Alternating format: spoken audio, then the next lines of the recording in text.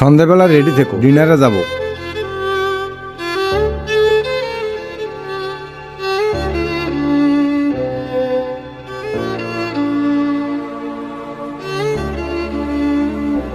না, আজকে তোমাকে খুব খুশি দেখাচ্ছে। আমি তো সবসময় খুশিই থাকি, শুধু তুমিই দেখতে পাও না। আমি তোমাকে দেখি না তো আর কাকে দেখি? এবার তুমি খাও কোল্ড ড্রিঙ্কসটা। কি হলো রাহুল, তুমি ঠিক আছো তো? জানি না, মাথা ঘুরাচ্ছে। রাহুল, রাহুল কি হলো? রাহুল, আমি ডক্টর ডাকো। রাহুল, ফাইনালি কাজটা হয়ে গেল। হ্যাঁ মনোজ, ও ওঠার আগে আমার সব জিনিসগুলো নিয়ে বেরো। দাদা,